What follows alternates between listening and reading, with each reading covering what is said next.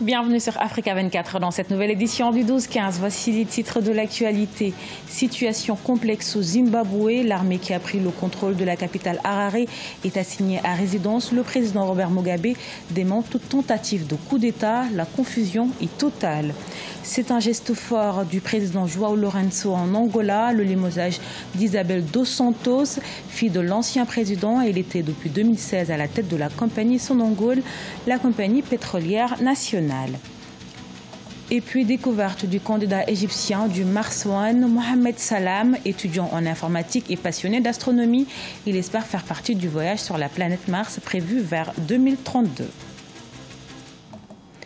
Mais tout d'abord, dans le cadre de la réalisation de son plan national de développement économique et social, la Guinée rencontre ses partenaires ce jeudi 16 novembre à Paris en France.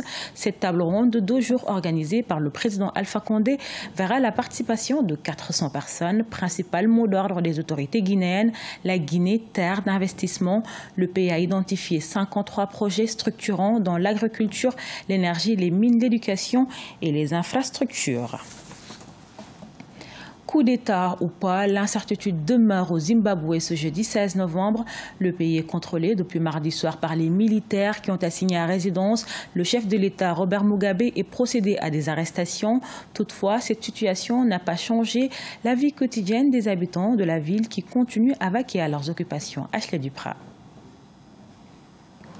Après le coup de force de l'armée zimbabwéenne, beaucoup d'interrogations restent encore sans réponse. Le mercredi 15 novembre, la capitale Harare s'est réveillée sous le contrôle des militaires qui, après s'être emparés de la télévision nationale, bloquaient non seulement l'accès aux institutions gouvernementales, mais maintenaient également le président Robert Mugabe assigné à résidence. Un militaire ne peut pas oser faire cela. Un chef d'État, le chef d'État est le commandant suprême de l'armée. Cela veut dire que le système ne peut pas faire marche arrière. S'ils font et renversent le président, que par exemple ils vont faire passer le vice-président, ça ne sera pas un coup d'État en soi. Et les militaires vont dire que ce n'est pas un coup d'État, mais que c'est une sorte de correction. C'est parce que le coup d'État veut dire que les militaires l'assument. Or, les militaires zimbabwéens ne veulent pas assumer le coup d'État, être les présidents. Cette démonstration de force de l'armée, jusque-là considérée comme le pilier du régime zimbabwéen, constitue un défi sans précédent au président Robert Mugabe. Pour comprendre cette démonstration, il faut remonter dans le temps. Le 6 novembre 2017, alors qu'il est pressenti depuis longtemps comme le dauphin du président Robert Mugabe, l'ancien vice-président Emmerson Mnangagwa est démis de ses fonctions. Un limogeage qui résulte de la guerre intestine au sein du parti du ZANU-PF pour la succession de l'homme fort d'Harare, au pouvoir depuis 1980. Hasard du calendrier, quelques heures après la prise de la ville par les militaires, Emmerson Mnangagwa a annoncé sur les réseaux sociaux son retour au Zimbabwe, depuis l'Afrique du Sud où il s'était réfugié. Même si rien ne confirme son implication dans cette nouvelle crise, on prête à l'ex-vice-président des relations particulières avec les forces armées. Je crois que les militaires agissent d'abord pour leur propre compte, pour assurer la pérennité des intérêts qui sont les leurs. S'il arrive que Mnangagwa soit celui qui les assure le mieux, ils vont sans doute le soutenir.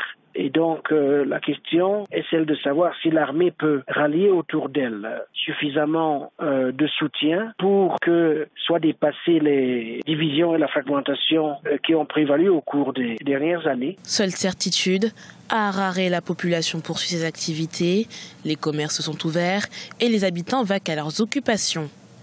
Malgré cette impression de normalité, la communauté internationale s'inquiète. De multiples appels au calme ont par ailleurs été lancés, à l'instar de l'Union africaine, qui a condamné ce coup de force, mais a aussi exhorté les militaires à mettre un terme immédiat à leurs actions. Isabel dos Santos, la fille de l'ancien président angolais Eduardo dos Santos, a été limogée de la présidence du conseil d'administration de la Sonangol, la compagnie pétrolière nationale. Un geste fort du président João Lourenço qui s'inscrit dans une vaste redistribution des postes stratégiques initiée par le nouveau chef d'État, Deogracias Podo.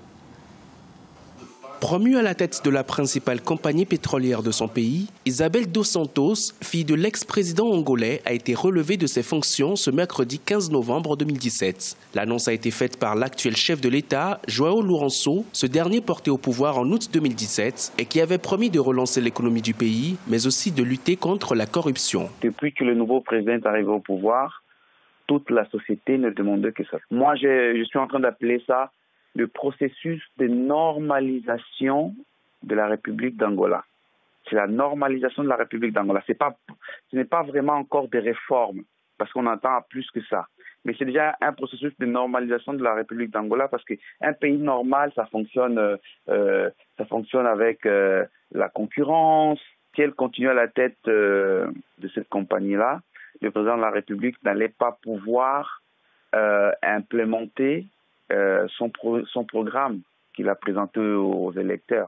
Isabel dos Santos avait pris la direction de la compagnie pétrolière nationale en 2016. Malgré le contexte difficile de chute des cours de pétrole à l'international, la Sonangol a su afficher des résultats positifs. Mais malgré cela, les détracteurs du pouvoir ne décolèrent pas. Depuis sa nomination, Isabel dos Santos doit faire face à une série de critiques, la plupart liées aux divergences politiques.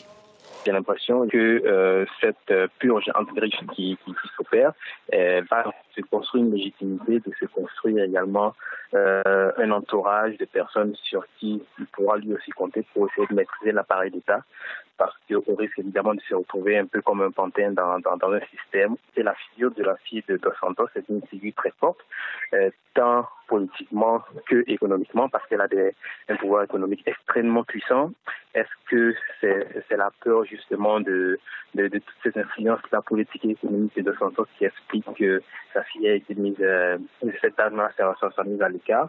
En 2017, la Sonangol s'est donné pour mission de poursuivre sa stratégie globale de remise à niveau. La nomination d'Isabel dos Santos à la tête de la compagnie pétrolière était considérée comme une preuve de népotisme et de corruption au sommet de l'État angolais. Elle avait été contestée en justice par un groupe de juristes devant la Cour suprême.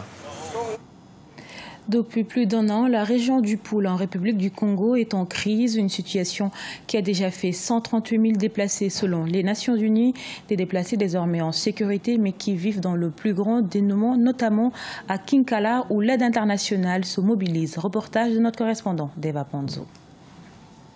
Située à 78 km de Brazzaville, Kinkala, la capitale du Poul, a accueilli 3 381 déplacés identifiés, dont 451 repartis dans 5 sites et 2 930 dans les familles d'accueil. Mais avec des moyens de survie précaires et insuffisants, ces derniers demeurent inquiets. Nous dormons dans de mauvaises conditions, ma tante soigne lorsqu'il pleut. Nous sommes affamés et nus car nous manquons de vêtements. On ne livre pas de médicaments et le talon que nous présentons à l'hôpital afin de bénéficier des soins gratuits n'est pas pris en compte car il faut de l'argent. Même si on ne trouve pas dans nos villages, nous savons comment on peut se débrouiller. Mais avec 10 800 par tête, après 2 mois, ça ne va pas. En effet, les enquêtes menées par les services départementaux ont révélé plusieurs urgences. Sur le plan sanitaire, le paludisme, la diarrhée et les maladies respiratoires battent leur plein et le manque de médicaments à l'hôpital rend la situation difficile. Sur le plan scolaire, outre l'insuffisance des places assises, les enfants déplacés présentent des signes de sous-alimentation. Par ailleurs, 14 nouveau-nés n'ont pas été déclarés à l'état civil. Dans les zones où les marchés ne fonctionnent pas, on amène directement les vivres là-bas, qu'on paie sur le marché régional ou bien sur le marché international et on fait les distributions directes. Mais dans les endroits où les marchés fonctionnent, les marchés sont approvisionnés, comme c'est le cas à Kinkala, au lieu d'amener les vivres, on utilise un système de transfert électronique de bons alimentaires. Notons que l'Union européenne a lancé ce mardi 14 novembre 2017 à Kinkala une aide de 900 000 € en faveur des déplacés du Poul, dont 300 000 € de la Commission européenne, 200 000 € de l'Italie et 400 000 € de la France. Celle-ci fait suite à l'appel d'urgence lancé en juillet 2017 par le gouvernement et les Nations Unies en faveur de 138 000 personnes. Endetté à plus de 117% de son PIB en 2016, le Cap-Vert fait face à une situation financière difficile. Face à cette crise, Afreximbank est au chevet du secteur privé. La Banque africaine d'importation prévoit d'accorder une ligne de crédit d'environ 582 millions de dollars pour le financement des entreprises du Cap-Vert. Outre cette facilité, une autre ligne de crédit est essentiellement dédiée aux petites et moyennes entreprises qui se préparent à être lancées pour un montant de 53 millions de dollars. C'est un rêve qui pourrait se réaliser pour Mohamed Salam, devenir astronaute. Diplômé en informatique, le jeune Égyptien est passionné par l'astronomie. Présélectionné pour faire partie du projet Mars One 2018, il espère atteindre les 24 candidats définitifs à vivre sur la planète rouge. Aïssatou Diamanka Besland. Tous les jours, c'est à vélo que Mohamed Salam arpente les rues du Caire. Son objectif, rester en forme, une forme dont il aura besoin pour vivre en permanence sur la planète Mars. Mohamed Salam pourrait être sélectionné pour la mission Mars One, une entreprise néerlandaise à but non lucratif, pour faire partie des 24 personnes qui pourront un jour vivre sur la planète rouge. Sur une sélection éliminatoire de 200 000 candidats, il a eu la chance de faire partie des 100 candidats présélectionnés, composés de 50 hommes et 50 femmes. Je ne pensais pas que j'allais réussir au début. Ils m'ont choisi au deuxième tour, puis pour faire partie des 700 personnes et enfin des 100 au final. Je ne sais même pas comment j'ai fait. À chaque étape, j'étais de plus en plus confiant. Je voulais vraiment réussir, non pas parce que je voulais récompenser mes efforts, mais parce que des jeunes me voient comme une icône, un modèle et souhaitent que je continue jusqu'à la fin. Je dois ainsi continuer à cause de l'espoir que beaucoup de jeunes auront de voir un Égyptien dans ce projet. Dans 10 ans, nous pourrions avoir non seulement un astronaute, mais 100 000 astronautes. Mohamed Salam, diplômé en informatique et passionné d'astronomie, a toujours rêvé de devenir astronaute. Il est le seul candidat du Moyen-Orient à faire partie de cette sélection de Mars One. Une présence égyptienne dans un tel programme comme celui-ci est un grand pas pour les humains après la mission sur la Lune. Cela ouvrira de nombreuses portes aux futures générations. Ils pourront dire qu'ils peuvent eux aussi devenir des astronautes. Ce serait une bonne chose que nous parvenons à être au même niveau que les Occidentaux ici en Égypte, en Afrique. Il ne faudrait pas que notre seul rôle soit de les observer de loin, d'applaudir et de partager leurs exploits sur Facebook. Plusieurs missions sans pilote sont prévues tout le long de l'année 2020 par la mission Mars One pour tenter d'extraire de l'eau et de construire des habitations. Le projet Mars One est l'un parmi plusieurs projets visant à installer des personnes et des marchandises sur la planète rouge. À noter que la première mission humanitaire de la NASA vers Mars n'est prévue que vers 2032. Ce journal a été réalisé par l'ensemble de la rédaction. Nous vous remercions pour votre fidélité. Dans un instant, une nouvelle édition de l'actualité sur Africa 24.